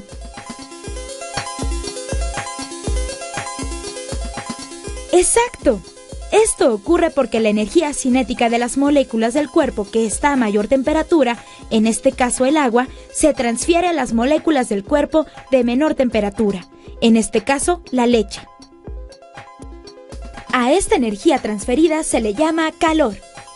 El calor cedido por el cuerpo caliente provoca un aumento de temperatura en el cuerpo frío. Recordemos que la temperatura es el promedio de la energía cinética de las moléculas de un cuerpo, y calor es la energía que se transfiere entre cuerpos que están a distinta temperatura. El calor no se contiene o guarda en ningún sistema material, por lo que para la física es impreciso decir tener calor, aunque es una frase muy utilizada cotidianamente. Igualmente, cuando escuchas decir que hace mucho calor, es una referencia a que la temperatura del lugar es alta. ¡Fascinante! Pero, ¿qué tiene que ver todo esto con el cuerpo humano? Ahí sí no logro comprender. Muy simple. Alguna vez hemos visitado al médico porque estamos enfermos. Y uno de los parámetros que toman en cuenta para nuestro diagnóstico es medir la temperatura de nuestro cuerpo con ayuda de un termómetro. La temperatura de un joven o adulto sano debe rondar entre los 36.5 grados centígrados y los 37.2 grados centígrados. Como ya vimos, el cuerpo de un ser humano es homeotermo, lo que significa que el cuerpo mantiene su temperatura corporal dentro de ciertos límites, independientemente de la temperatura ambiental. Los mamíferos y las aves son los dos grandes grupos con mecanismo termorregulador.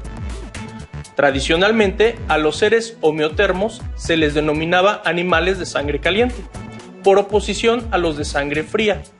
Pero hay consenso entre los científicos para desaconsejar esta nomenclatura, en razón de su vaguedad, ya que los tipos de temperatura corporal no pueden encasillarse simplemente en alguna otra categoría, sino que hay un amplio espectro de mecanismos mediante los cuales el cuerpo mantiene estable la temperatura, siendo los ideales de sangre fría y sangre caliente los extremos de dicha gama.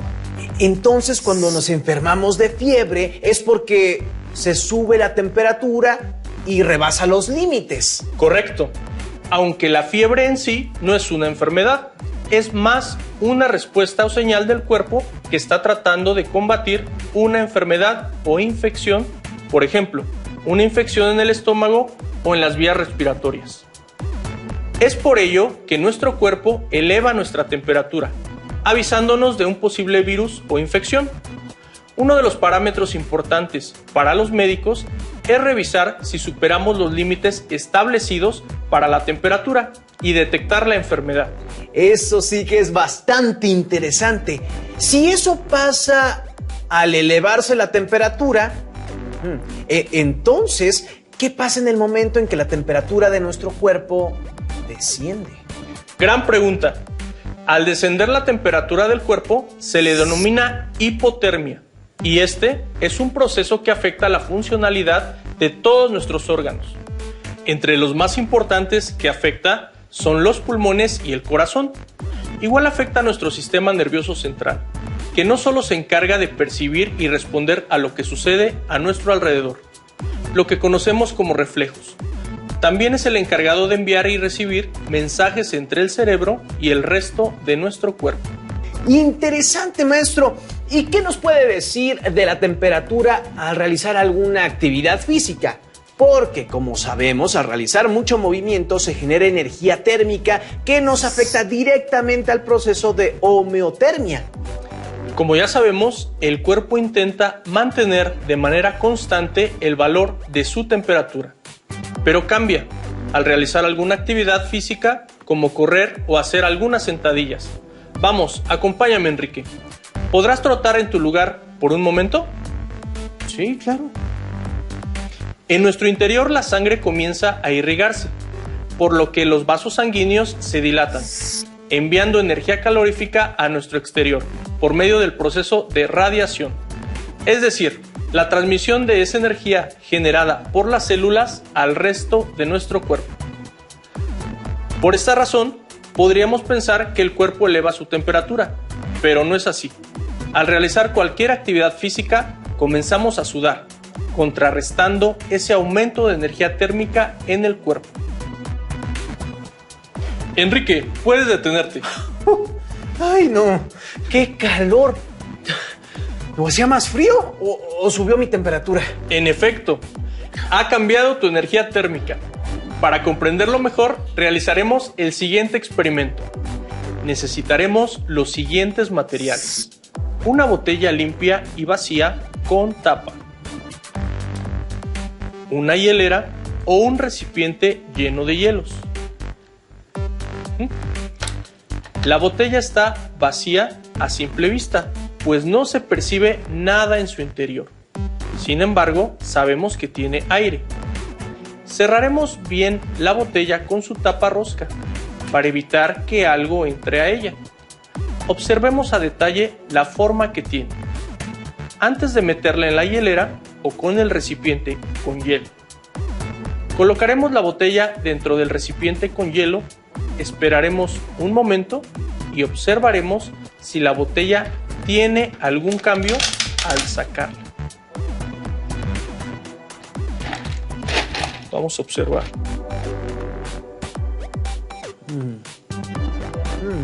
Pero, ¿qué sucedió aquí? La botella se desinfló, maestro. Así es, Enrique. La botella ha cambiado su forma. Ahora esperemos unos segundos y verás cómo la botella regresa a su estado original. Esto sucede porque las moléculas del aire tienen movimiento y por lo tanto una velocidad. La velocidad promedio de todas estas partículas la podemos medir con ayuda de un termómetro. Al tener mayor movimiento o mayor temperatura, necesitan de un mayor espacio para moverse de manera libre. Por ello la botella queda inflada. Por lo tanto, al introducir la botella al congelador, desciende su temperatura, lo que nos indica que la velocidad de las moléculas disminuye y al mismo tiempo se reduce el espacio donde las moléculas se mueven, por lo que modifica su forma. ¡Mire, maestro! ¡Se volvió a inflar! Eso es porque la temperatura del ambiente le transmitió energía y las moléculas del aire en su interior obtuvieron una mayor velocidad, necesitando de un espacio mayor para desplazarse. Eso nos indica que su temperatura aumentó. Perfecto, Enrique. Veo que te ha quedado claro, pero ¿qué crees? Ese fenómeno sucede también en nuestro cuerpo. pues al realizar una actividad física, las células necesitan de un mayor espacio para moverse y toda esa energía se transmite a nuestro cuerpo, aumentando la temperatura. Sin embargo, como ya lo mencionamos, contrarresta el aumento de la temperatura en el momento que empezamos a sudar. Todo esto definido en la ley 0 de la termodinámica, que nos indica la transferencia de energía entre dos sustancias, cuerpos o sistemas a diferentes temperaturas, siempre viajando del cuerpo con mayor temperatura al de menor temperatura hasta alcanzar el equilibrio térmico. Es decir, hasta que los dos cuerpos lleguen a la misma temperatura. Muy bien, Enrique. Ya casi para terminar, veamos el siguiente video, donde nos muestran más información sobre cómo nuestro cuerpo reacciona cuando hay un aumento o disminución de temperatura. Nuestro cuerpo es homeotermo, pues tiene la capacidad de mantener su temperatura sin importar las variaciones de la temperatura ambiental. La temperatura es una magnitud física que nos permite saber qué tan caliente o frío está un cuerpo. Se mide con un termómetro y su unidad en el Sistema Internacional es el Kelvin, pero también se puede medir en grados Fahrenheit o en grados Celsius, conocidos como grados centígrados. En los seres humanos, la temperatura en condiciones normales va de los 36.5 a los 37.2 grados centígrados, y mantenerla dentro de estos valores es vital para nuestro organismo. La homeostasis es el conjunto de procesos que llevan a cabo los sistemas de nuestro cuerpo y que lo mantienen en equilibrio. Y en caso de una anomalía, se integran y coordinan respuestas fisiológicas para restaurar las condiciones basales óptimas. Funciona de la siguiente manera. Por todo nuestro cuerpo tenemos receptores sensoriales o sensores, es decir, unas células especializadas que monitorean de forma permanente una variable, como puede ser la temperatura o el pH.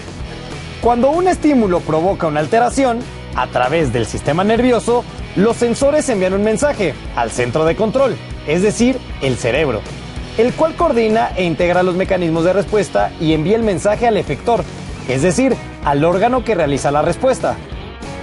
Conforme se consolida la homeostasis, los sensores disminuyen la frecuencia de sus señales hacia el cerebro, y este envía mensajes que provocan que los efectores suspendan o aminoren su actividad.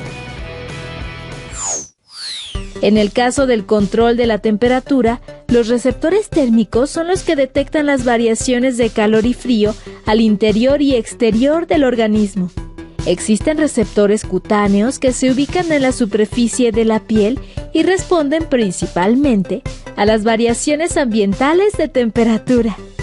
Y receptores centrales, que están al interior de diferentes órganos y en el sistema nervioso central, y se activan con las variaciones de temperatura en la sangre que los irriga. Ante las variaciones de temperatura, nuestro cuerpo muestra diversas reacciones fisiológicas y de conducta. Por ejemplo, ante la elevación de la temperatura, como reacciones fisiológicas, se dilatan los vasos sanguíneos, lo cual transmite el calor al exterior mediante radiación. Y también se produce sudor que al evaporarse enfría nuestro cuerpo. Y ante el descenso de temperatura, se genera calor a través de la contracción muscular intensa, comúnmente llamada escalofrío, así como a través de la piloerección o piel de gallina, pues el pelo erizado es un aislante térmico. Ahora bien, entre las reacciones de conducta, destaca el vestir con ropa delgada y holgada, o usar aire acondicionado cuando tenemos calor, y abrigarnos cuando sentimos frío. El flujo de sangre en el cuerpo o flujo sanguíneo también juega un papel importante en la termorregulación, ya que contribuye a que el calor corporal se pierda o se conserve. Por ejemplo, cuando hacemos ejercicio, nuestros vasos sanguíneos se dilatan. Nuestro flujo sanguíneo aumenta, después nuestra sangre pasa por músculos y aumenta su temperatura. De esta manera, el calor corporal vuelve a su nivel adecuado. La temperatura corporal es un indicador de la salud y su aumento o disminución revela la falta de autorregulación, por lo tanto la presencia de alguna alteración.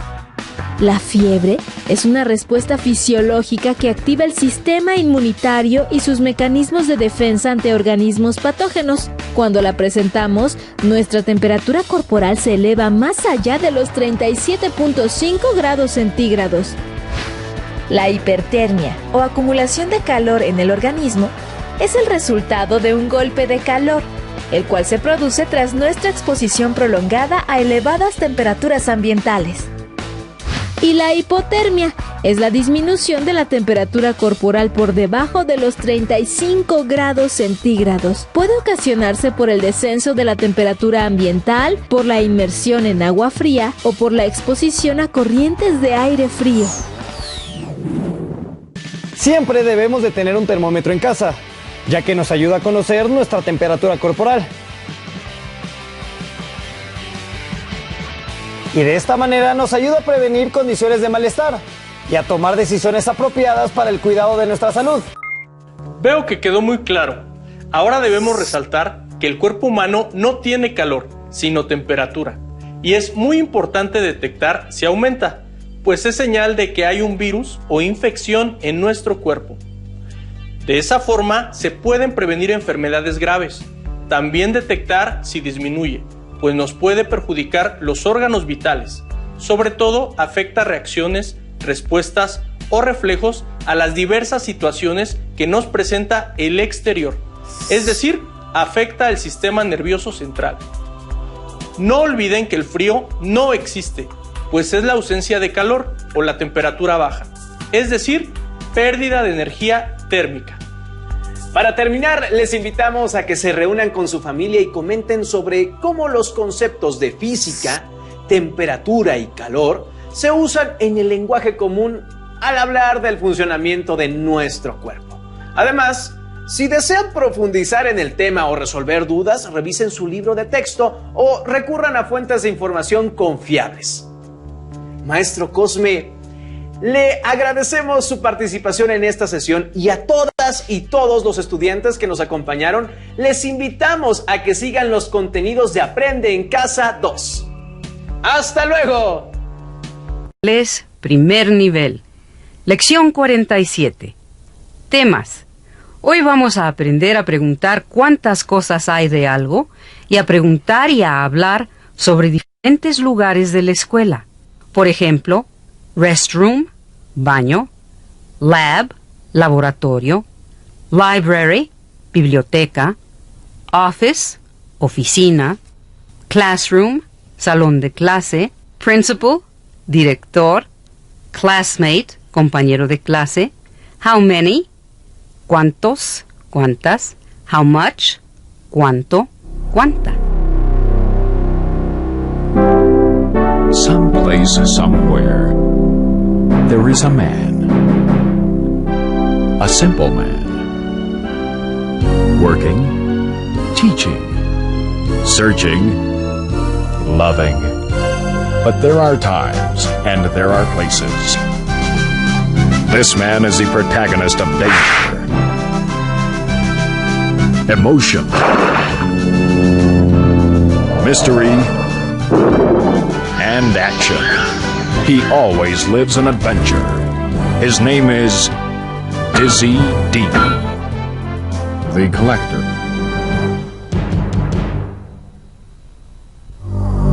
El coleccionista necesita la ayuda de Dizzy para robar una escultura olmeca. Por eso, ha mandado a sus ayudantes a traerlo. Dizzy trata de escapar sin éxito.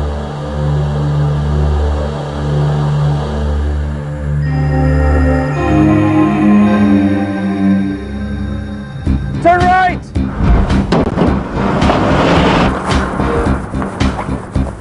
Oh! Ow! Ow! Are you okay? Oh. I think so. Ow. Don't drive like that. Be careful. Yes, sir. I'll be careful. Quick. Turn right at the next block. High school is right ahead. Yes, sir.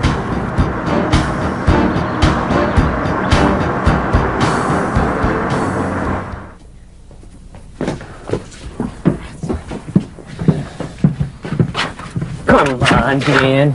I'm sorry. Okay, Mr. Dean. Now you meet the collector. Let's go.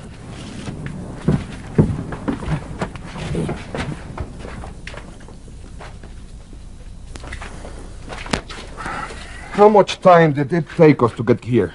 How much? Several hours, I think. Oh, that much time? Let's walk down this corridor.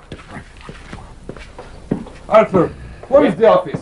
I don't remember, Bob. I think the collector is in the principal's office. Oh, not again, please. Oh, yes, again.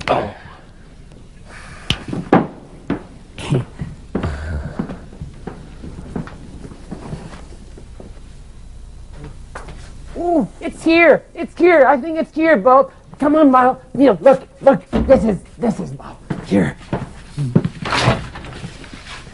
This is the lab, Arthur. The lab, not the principal's office. Oh, Bob. I think we're lost again. We are walking down many corridors. We're passing many doors. We are spending too much time. We could be here. Oh, just a classroom. Oh, maybe there. Restrooms, Arthur. Restrooms. Oh, just in time. May I? Yes, but quickly. Thank you.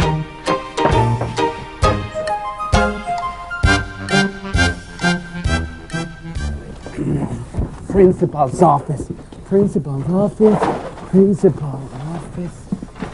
Here, Bob. Here's the principal's office. Well, here we are. The collector is in the principal's office, Mr. Dean.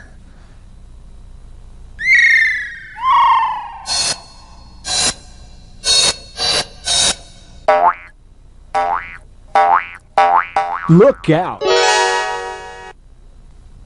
Have you seen my office? Do you like my office? This is a lab. Do you like my lab? Come into the lab. And the restroom? Please, the ladies' restroom. This is a corridor. Come on, let's walk down the corridor. Down the first corridor. Down the second corridor. Let's walk down the corridor. Let's walk down this corridor. Arthur, where is the office? I don't remember, Bob. Where is the office? Office. Principal's office. Here, Bob. Here's the principal's office. The principal's office. Here is the principal's office. This is the lab, Arthur. The lab, not the principal's office. This is the lab. The lab. Lab.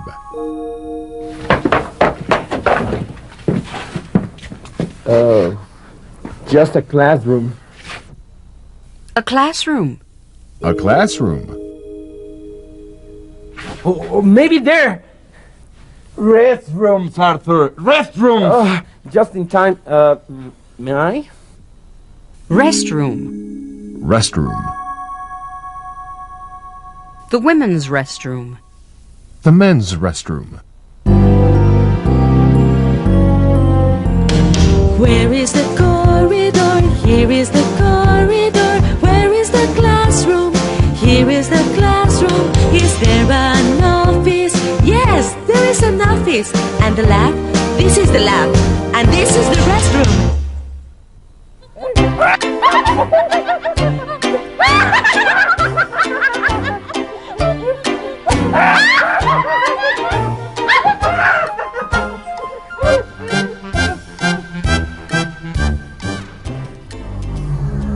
Why are you late?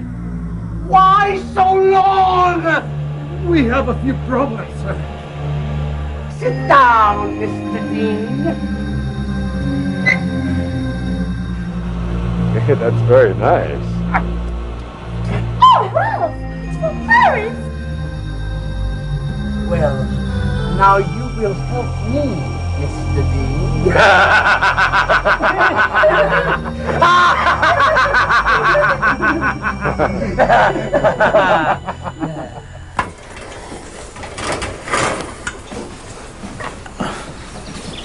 Hi, Mike. Hi, Mrs. Dean. Is Robbie at home? No. He went hiking. Is there something wrong? No, I just had an accident. Oh. Are you all right? Yes, Mrs. Dean, thank you. That's good. Well, I need your help.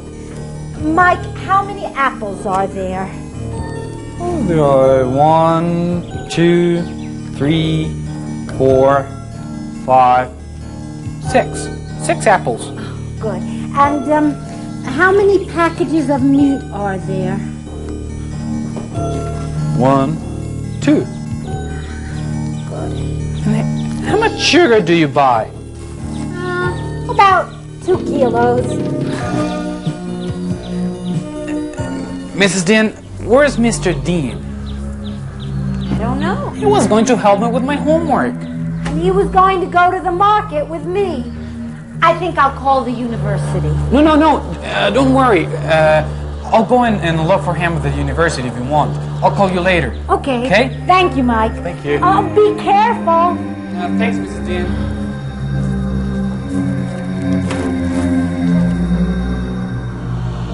How much time do you need? Oh, I would say, for what? To translate this! What is it? It's an Olmecan map. I want a beautiful Olmecan sculpture. The map shows where the sculpture is. I'm sorry, I can't help you. What? I didn't ask you for a favor. I didn't say, please, do it! How much time do you think is necessary?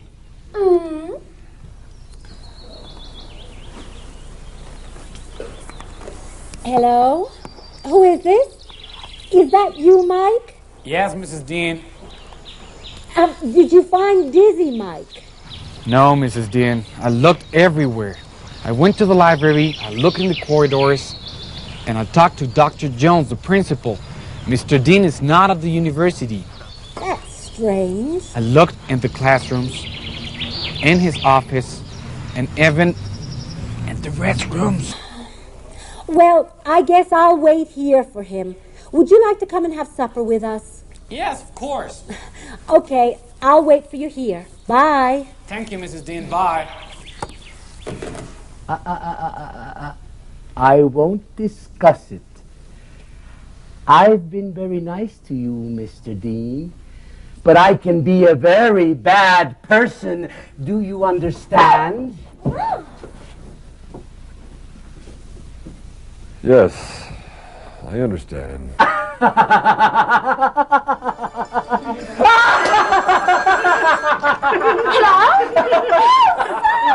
Katie! It was for Paris.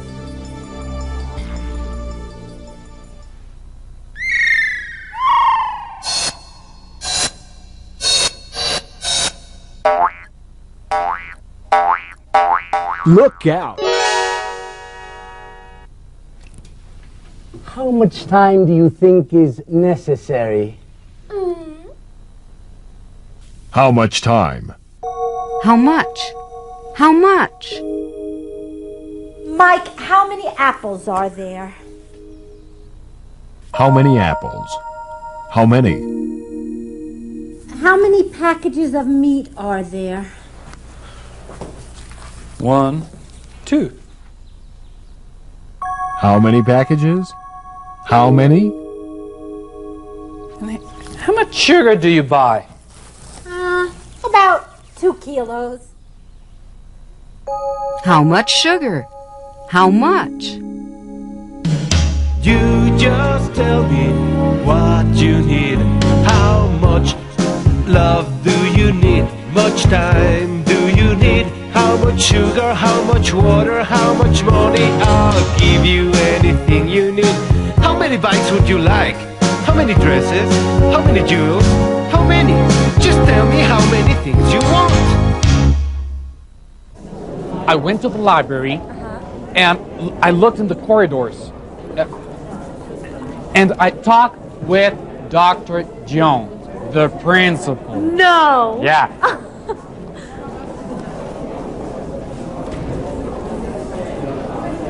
She's my classmate.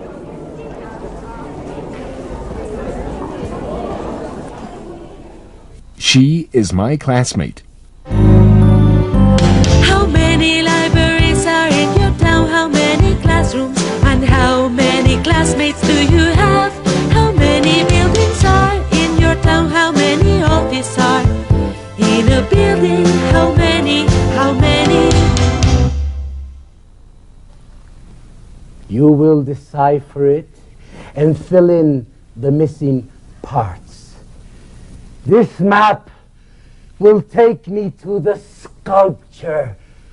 I must get there, Mr. Dean. That's why you are here. You can use all the information in the library.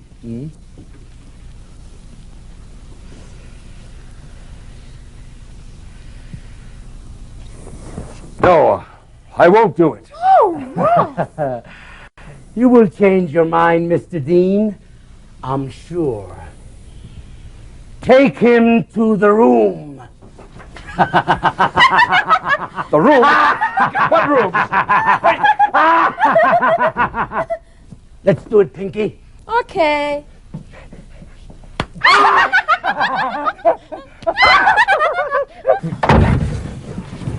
I won't do it. You better do what he says, Mr. Dean. I said I won't do it. Come on, Mr. Dean. You want to see the library? No. Okay, come on. Go.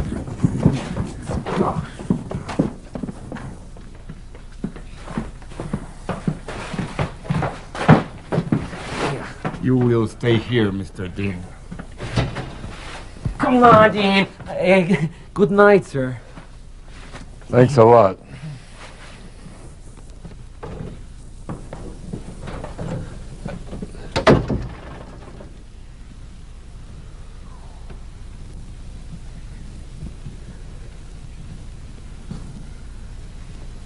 I must escape.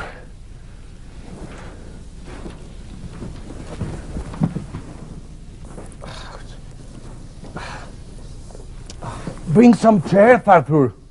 Those chairs? No, bring something better. Okay. Ouch! Ow! Ouch! Oh! I have to open this door.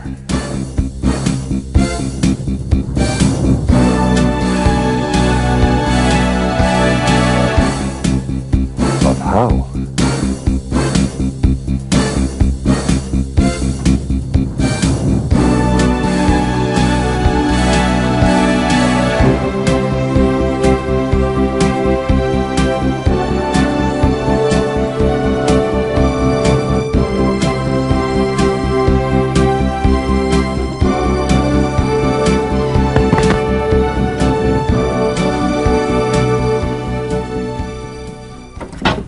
What is going on here? I need...